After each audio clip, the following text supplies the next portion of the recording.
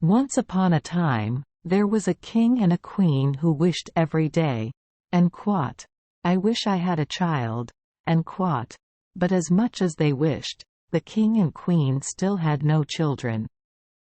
One day the queen was bathing when a frog jumped out of the water and said to her, "What you have wished for so long will come true. At the end of this year, she will give birth to a daughter."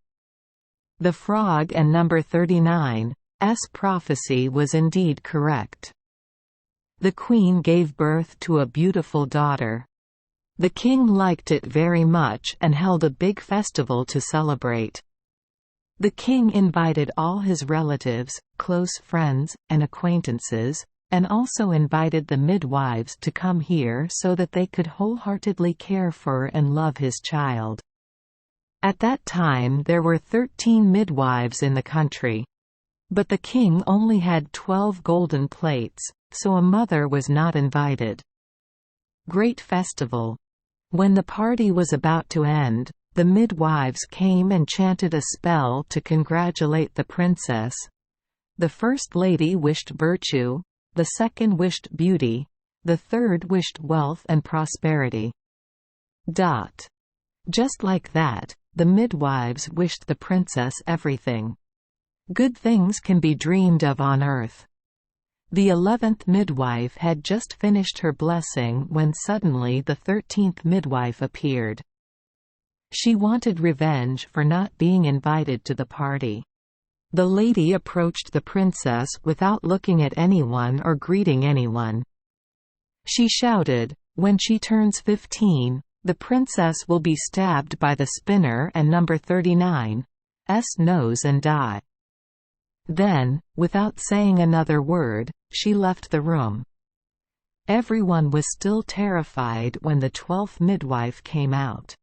Although she had not chanted a spell to bless the princess, her words could not solve the evil spell, but could only alleviate it. She said, "The princess will not die, but will only sleep for 100 years." The king wanted to prevent his son from getting into trouble, so he banned spinning throughout the country.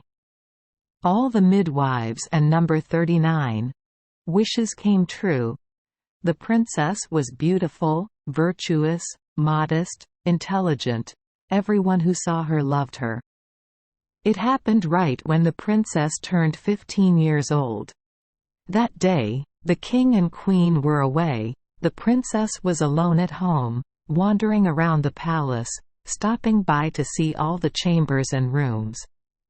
Finally she reached a staircase. She climbed up each narrow spiral step and stopped in front of a small door.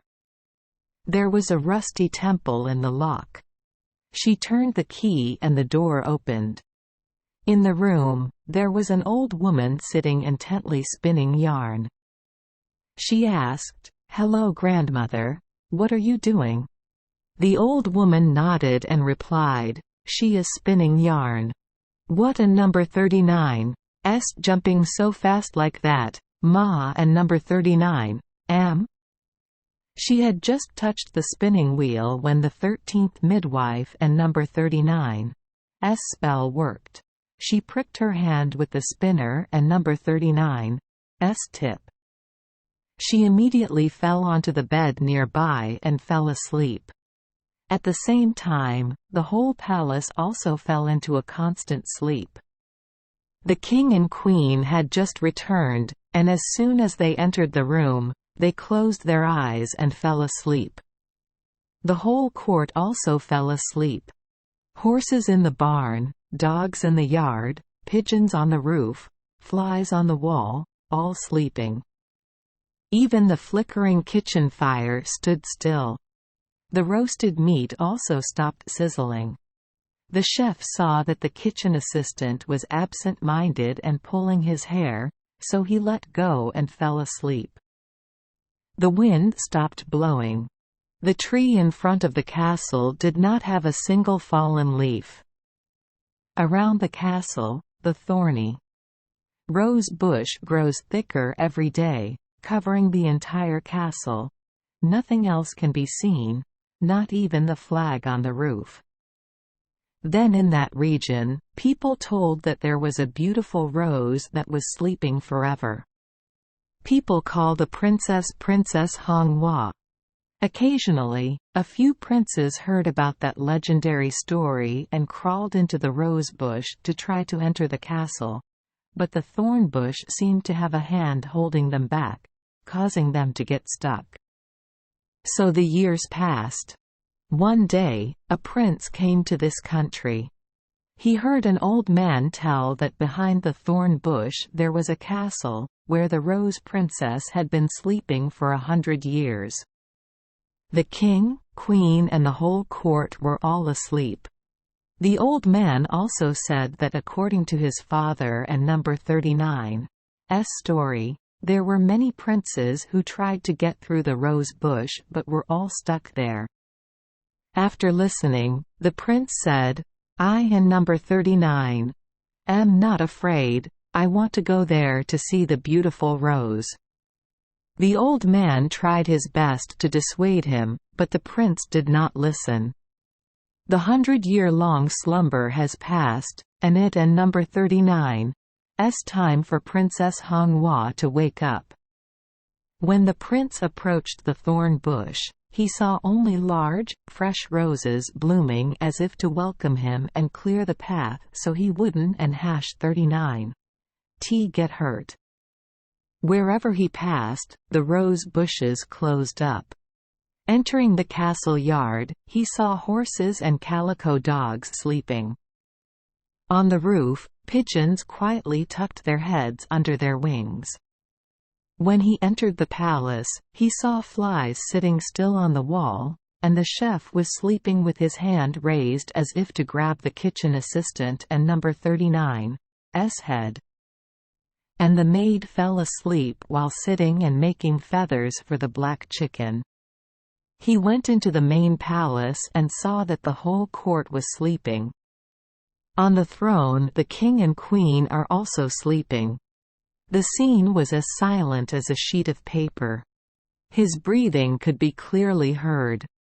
Continuing to walk, he came to a room, which was the room where Princess Hongwa slept. He opened the door and walked in to see her lying down, her figure gorgeous. He looked at her without looking away, then leaned down to kiss her. As soon as he touched his lips, Princess Hongwa woke up. She opened her eyes and looked at him affectionately. The two walked down the stairs hand in hand. The king, then the queen, and the whole court all woke up. The horses in the yard stood up and kicked, the hunting dogs jumped up and wagged their tails, the pigeons on the roof stretched their necks, raised their heads, looked around and flew out into the fields. The flies on the wall continued to crawl, the fire in the kitchen flared up again. The food flickered and boiled, the meat sizzled again, the chef gave the kitchen assistant a slap in the ear, making him scream. The kitchen maid finished the chicken feathers. The riding ceremony of the prince and Princess Hongwa was held lavishly. The couple lived a happy life. Thank you for joining us for today's fairy tale. We hope these stories bring joy and meaning to your day. If you love our channel, please hit the subscribe button so you won't miss any exciting tales. Wishing you a good night and sweet dreams. See you in the next story.